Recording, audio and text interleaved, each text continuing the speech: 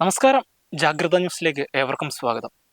June 7 release ചെയ്ത ഗോളം തിയേറ്ററുകളിൽ വൻ വിജയമായി രണ്ടാം ആഴ്ചയിലും മുന്നേറുകയാണ്.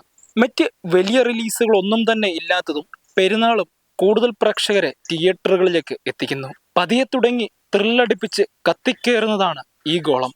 പുതുമുഖ സംവിധായകൻ സംജാദാണ് ഗോളം സംവിധാനം ചെയ്തിരിക്കുന്നത്.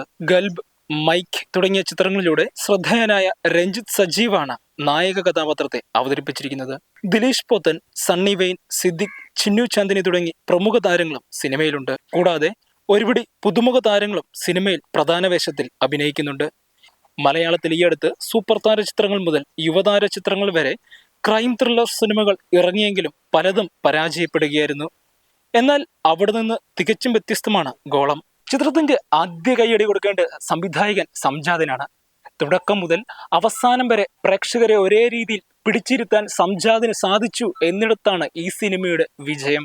സിനിമ പറഞ്ഞു വെക്കുന്ന സന്ദേശം പ്രേക്ഷകരിലേക്ക് മികച്ച രീതിയിൽ കണക്ട് ചെയ്യാൻ സാധിച്ചിട്ടുണ്ട് എന്നിടത്താണ് ഈ സിനിമയുടെ മറ്റൊരു പോസിറ്റീവ് ഘടകം.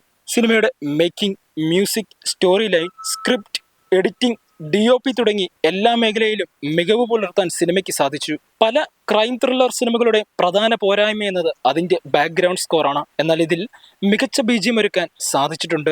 സിനിമയുടെ രണ്ടാം ഭാഗത്തിലേക്കുള്ള ഒരു മികച്ച ടൈലന്റും നൽകിയാണ് സിനിമ അവസാനിക്കുന്നത്.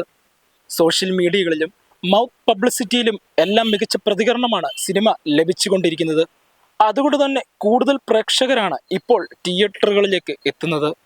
ആദ്യാവസാനം വരെ ത്രില്ലടിച്ച് കണ്ടിരിക്കാൻ പറ്റിയ സിനിമ, അതാണ് ഒറ്റവാക്കിൽ ഗോളം.